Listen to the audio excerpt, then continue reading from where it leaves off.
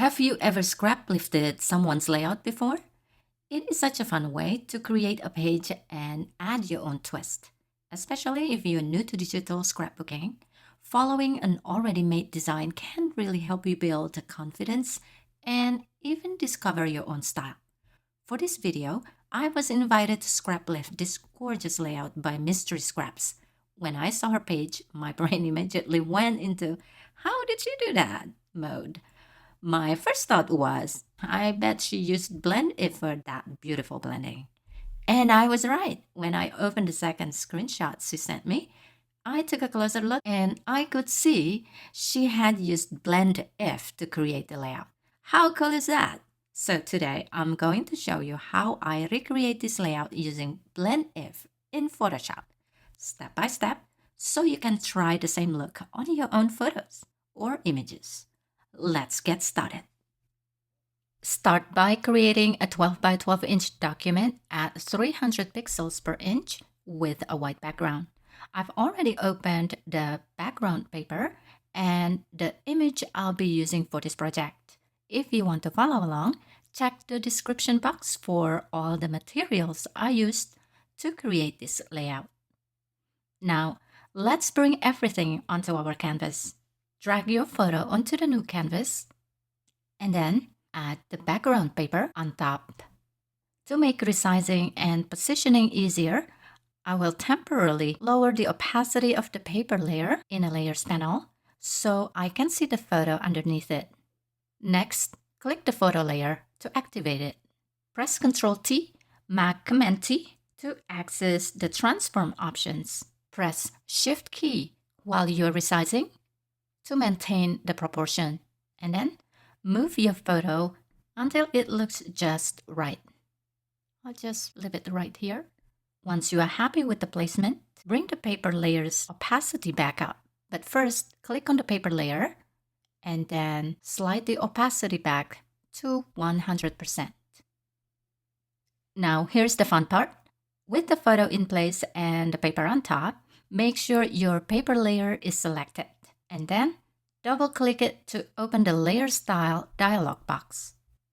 At the bottom, you'll see a section called Blend If. It sounds technical, but for digital scrappers, it's basically a smart eraser. So instead of erasing by hand with a brush and mask, we'll use the bottom slider, the underlying layer slider, because that's what reveals the layer beneath.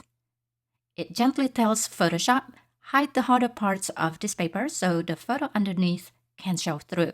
So here, watch as I drag the dark slider right here on the underlying layer bar. See how the photo underneath begins to emerge and the image of the paper layer on top of it fades slightly. Now, if you drag the slider too far, the edge can start to look rough. And here's the trick. Hold down Alt, Mac Option, and click the slider. This splits it into two halves, as you can see right there. Now you don't need to press the Alt or Option key.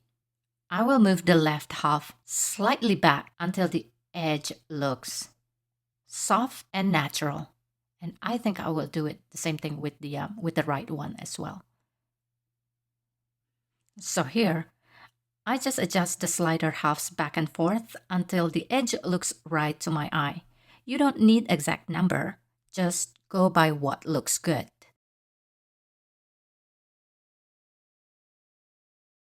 So, don't let the name Blend If intimidate you. For our purposes, it's simply a quick way to fade your photo or your image into the background paper naturally without painting a mask. And then just click OK when you're happy with it. Here is another example of using Blend If.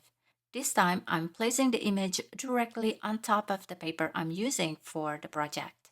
As usual, start by creating a new 12 by 12 inch document at 300 pixels per inch with a white background. I'm using this paper and this page beauty is from Mystery Scraps. So go ahead and drag both onto your new canvas. Just like before, go to the Layers panel and double-click the top layer. This time, it's the image layer to open the Layer Style dialog box. When the dialog box appears, go down to the Blend Ifs section at the bottom. Now we are going to use the top bar, the current layer sliders. What I want to do here is hide some of the background from this image layer, so we don't see those hard cutout edges. Instead, we'll get a softer blended look where the image melts into the background paper underneath. Alright, here in the dialog box, click and slowly drag the light slider to the left and watch what happens on the page.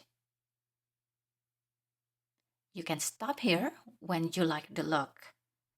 Just like before, hold down Alt, Mac Option, and click on the slider to split it into two halves. Then I will move the left one right here a bit farther to soften that edge and make the transition more gentle.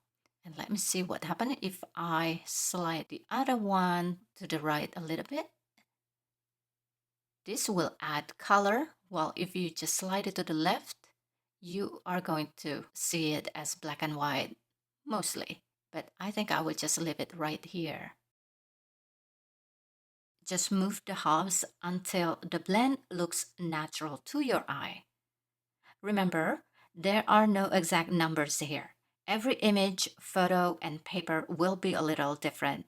Just adjust the sliders until everything looks soft, balanced, and pleasing on your page.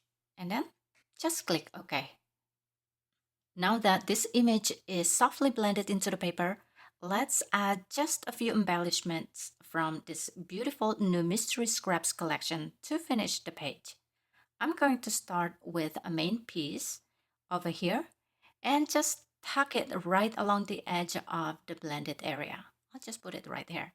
I like placing my biggest element near the photo so it feels like it's framing and hugging that focal point.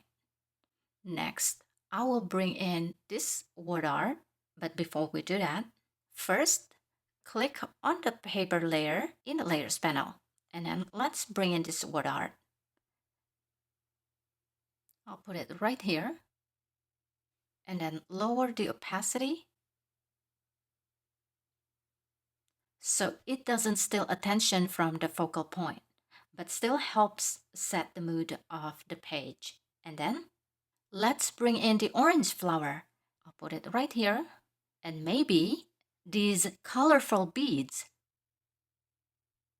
and dry leaves, and cluster them around that same area. I'm overlapping them just a bit with the blended edge of the photo so everything feels connected instead of floating on the page. You can see how that creates a cozy little home for the image. You've got the soft blend and then this smaller cluster that leads your eye right in. And then add drop shadows to all of them.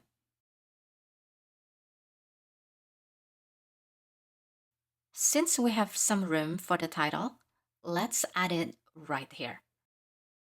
I will add a bit of stroke and a drop shadow to create that dimension.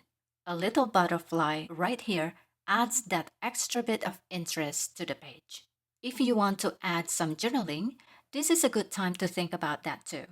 I'd keep any text where the background is a bit cleaner so your words stay readable and don't compete with that pretty soft blend we just created.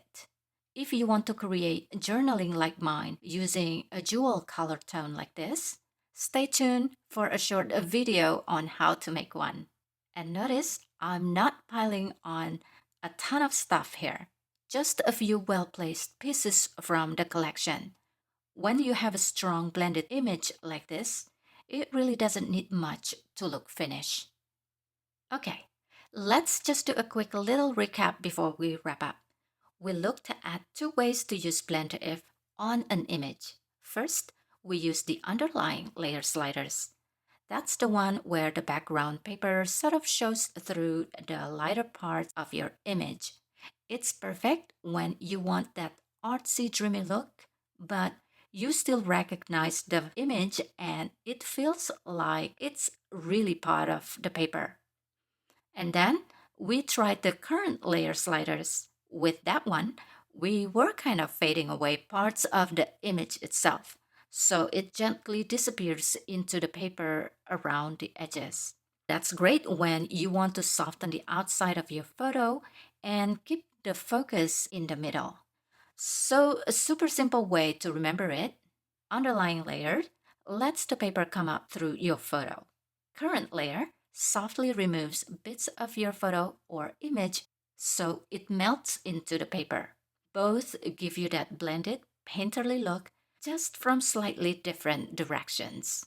Now, because this layout started as a scrap lift, I want to turn it into a little challenge for you too. I'd love to challenge you to scrap lift this page in your own style and use blend if on at least one photo or image. You can try the underlying layer version, the current layer version, or even play with both and see which one you like best. If you do scrap lift this, tell me about it in the comments. What paper did you start with and which blend if method did you use?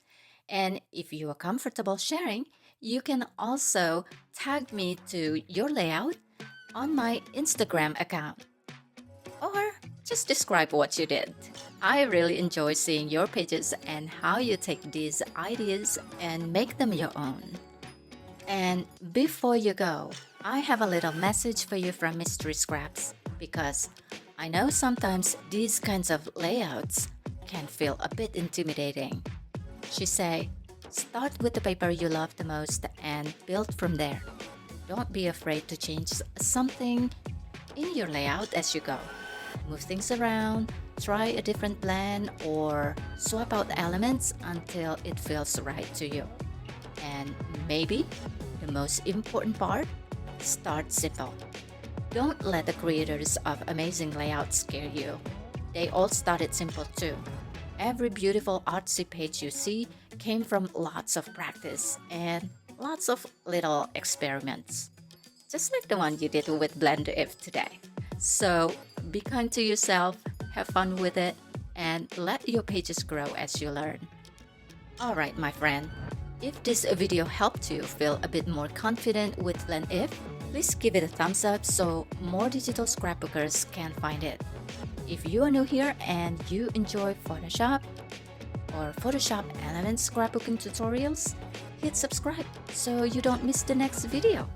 I've got more blended photos and more layouts with Mystery Scraps designs coming soon. And if you want to keep playing right now, I'll put my Photoshop scrapbooking playlist on the screen and in the description so you can click over and keep learning. Thanks so much for scrapping along with me today, and I will see you in the next one. Bye now.